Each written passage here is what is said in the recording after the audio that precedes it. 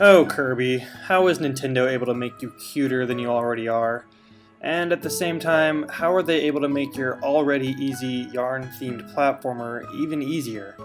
Okay, maybe that is a stretch. Kirby's Extra Epic Yarn on the Nintendo 3DS is by and large the same experience as the 2010 Wii original. Some features were cut and replaced with modes that aren't really 3DS exclusive by design, but are only found in this version. I wouldn't call it definitive though. Alright, let's save some time here. Kirby was sucked into an evil sorcerer's magic sock after eating a magic tomato that turned him into yarn. And now he has to help Prince Fluff recover magic yarn to restore Patchland and return home to Dreamland. Yeah, it's a cute story with some lighthearted narration and is virtually unchanged from the Wii title. Kirby can't suck up any enemies this time. Instead, he uses a yarn whip to unravel them and turn them into yarn balls that can be thrown. Co-op is completely removed. Your original player too, Prince Fluff, is still just as important to the story and shows up in levels, but he is unplayable. Motion controls are also entirely gone, being replaced with either stylus controls or buttons where applicable.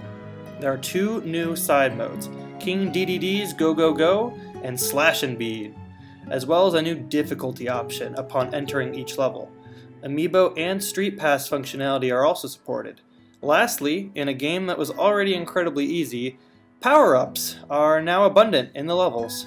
Let's start off with the new difficulty mode option. A huge complaint of the Wii title was just how easy it was.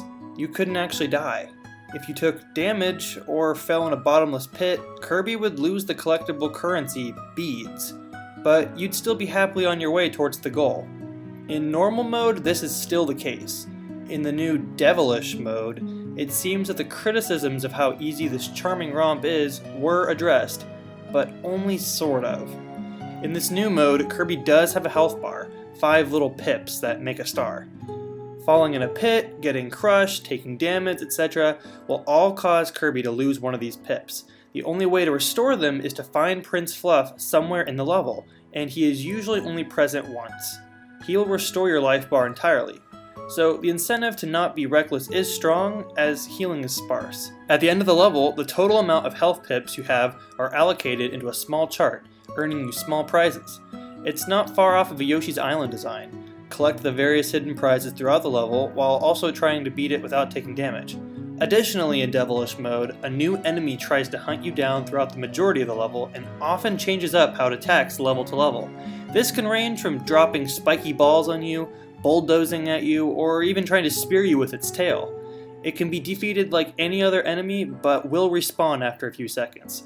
The issue I have here is that while having a bounty hunter try to take Kirby throughout the level, the power-ups in the game make it laughably easy to get by. If anything, this new enemy becomes an annoyance rather than an actual threat.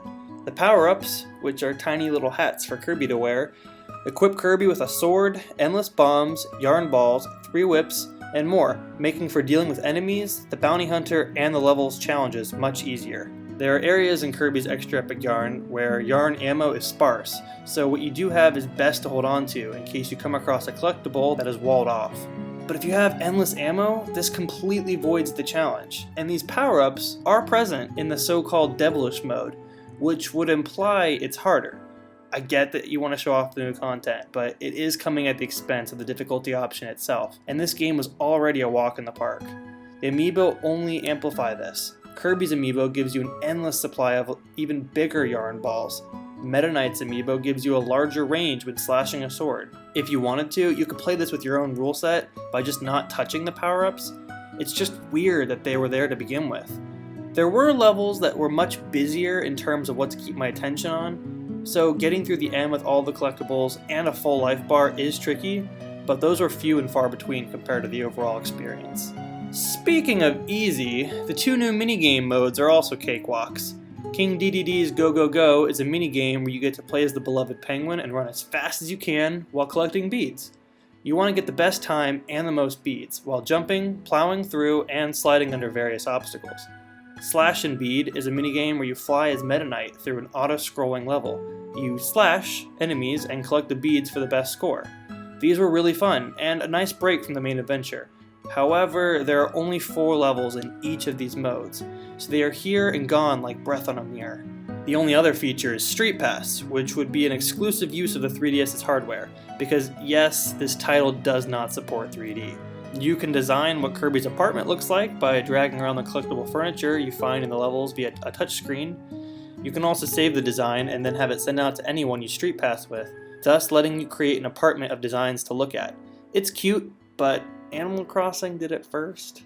Even with my misgivings with the port, don't dismiss Kirby's Extra Epic Yarn, as it is still a terrific title with an amazing soundtrack and creative use of platforming. I enjoyed my time coming back to it, and all the joy that the Wii version has is brought over, minus the co-op. The stellar soundtrack, adorable art style, creative contextual levels, and new ideas are all welcome. It just doesn't feel definitive by any means.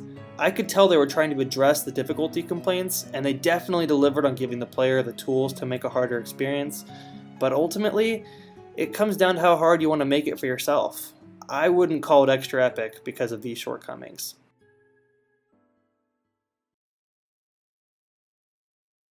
Thank you so much for checking out my review. You can find much more coverage on NintendoWorldReport.com, and if you'd like, you can support us on Patreon. Thank you!